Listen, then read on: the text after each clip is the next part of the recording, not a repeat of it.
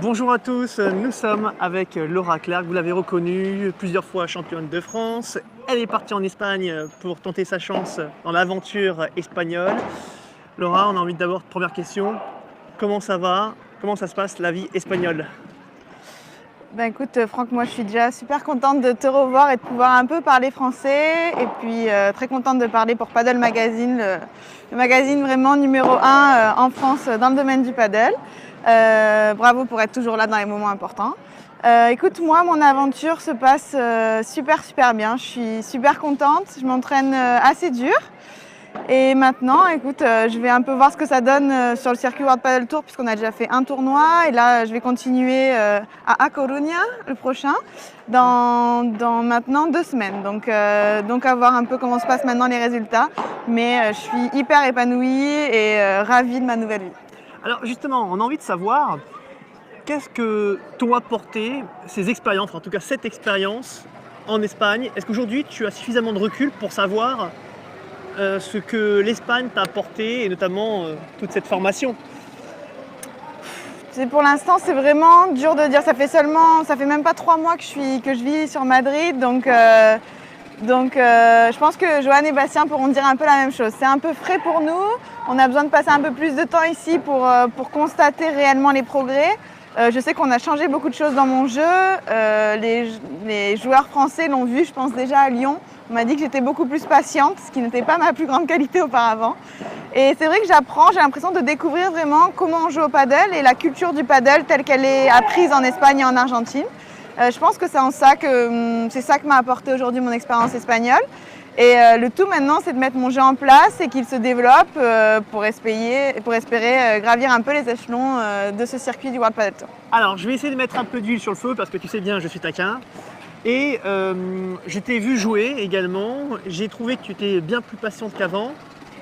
Peut-être un peu trop patiente, toi qui avais justement ce côté très punchy. Je pense notamment contre des Espagnols, il ne faut surtout pas leur jouer trop paddle, sinon c'est difficile. Et ne crois-tu pas, peut-être es-tu à la recherche d'un compromis entre la puissance et l'agressivité? Exactement, je pense que ce premier tournoi qu'on a fait à Lyon avec ma coéquipière officielle française qui est Audrey Casanova, c'est vrai que ça faisait seulement un mois que j'étais là-bas et je pense que mon entraîneur qui est Gabi Reka a vraiment exagéré les traits. C'est-à-dire qu'il a vraiment voulu m'interdire d'utiliser trop la puissance pour pouvoir un peu que je développe un peu cette fibre de la subtilité ou du jeu du paddle. Donc je pense qu'au début j'ai vraiment travaillé vraiment en enlevant cette arme que j'ai un peu plus naturellement qui est la puissance. Et aujourd'hui c'est sympa de voir que j'arrive à alterner entre les deux.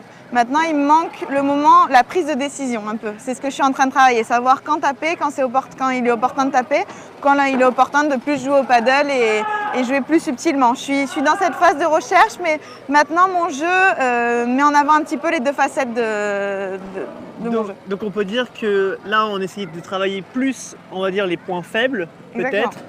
Et maintenant, c'est l'heure d'essayer de mixer les points forts avec qui ne sont plus devenus les points faibles du coup.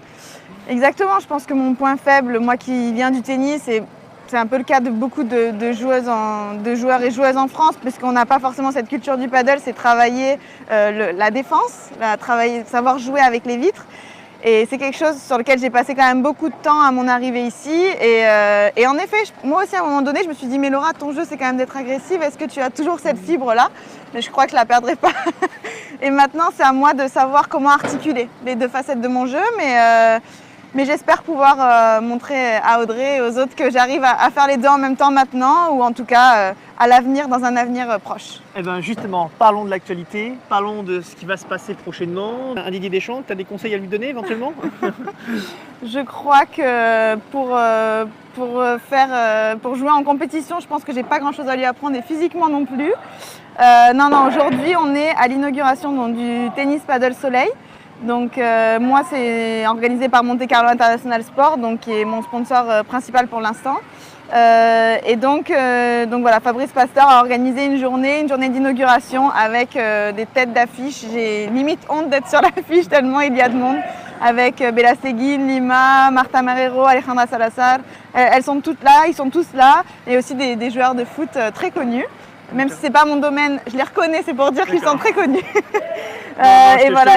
Non mais je te rassure, je suis pas un expert aussi, hein. Voilà, je voulais te le dire. Hein.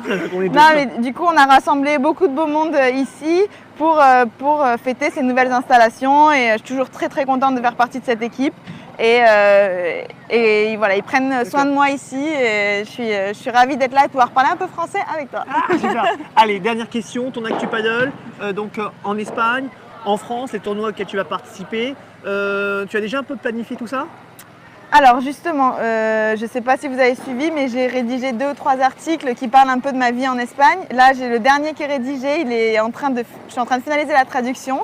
Et dans ce nouvel article, je mettrai à disposition mon planning pour jusqu'à la fin de l'année. Donc c'est un planning que j'ai géré aussi avec Audrey et puis avec ma coéquipière ici, qui articule un peu les tournois du World Padel Tour, les tournois du circuit madrilène, mais aussi les tournois en France que je vais jouer avec Audrey. Donc voilà, j'ai un beau planning, à commencer donc par... donc je vais venir faire le tournoi ici normalement, Tennis Padel Soleil le 13 et 14 mai. Et j'ai ensuite le tournoi à Coruña du World Padel Tour. Donc voilà, articuler ma vie espagnole, ma vie française en essayant de ne pas léser ni l'un ni l'autre. Juste une petite question. Alors je sais que pour les messieurs, ils sont obligés de passer par les pré-qualifs. Pour les dames, c'est également la même chose? Tu passes par les pré-qualifs ou il y a des qualifs directs ou comment ça fonctionne? Non, chez les dames aussi. Aujourd'hui, il y a deux tours de pré-qualif, 2 tours de qualif avant de rentrer dans le tableau final. Comme on avait déjà accumulé un certain nombre de points l'année dernière, j'ai pas joué la première phase de pré-qualif. Et je pense que là, avec ma nouvelle coéquipière qui a un bon niveau, on va pouvoir rentrer directement dans les qualifs. Donc voilà, donc ce serait 2 tours à passer pour espérer rentrer dans le tableau final qui est mon objectif de l'année. Donc ça veut dire qu'aujourd'hui, autant chez les messieurs, ils sont tous d'accord pour dire que déjà rien qu'atteindre les qualifs, c'est déjà très très compliqué. Par contre, de ton côté, tu penses que déjà tu accèdes directement au qualif. Et deuxièmement, il y a 2 tours. Il y a une possibilité pour toi cette année peut-être d'intégrer un sueño. D'intégrer ce tableau final? J'ai pas envie de me porter la poisse, mais disons que déjà au premier World Padel Tour de l'année, on perd 6-4 sur la tête de série numéro 1 de ses qualifications. On traverse les pré-qualifs, on arrive en qualif et on perd sur la tête de série 1 sur un match accroché. Donc j'ai envie de rêver, de me dire pourquoi pas. Ça dépend de beaucoup de choses, hein, de comment je vais évoluer, des conditions, des adversaires, de ma coéquipière, ça dépend de plein de choses, mais j'ai envie d'y croire et on va dire que il y a une infime possibilité, il y a une possibilité qui me fait que je peux rêver. Bon, Laura, tu sais qu'on t'aime, on va te suivre, on va t'encourager et puis on espère que tu vas pouvoir vivre ce rêve à fond et voilà. Merci beaucoup Franck et vraiment continue comme ça, tu es au top du top. Je suis les matchs en direct avec les commentaires maintenant, c'est devenu le grand luxe. Le petit micro-cravate, on a tout, le petit micro avec Padel Magazine, on est au top. Continue comme ça, t'es génial. Super.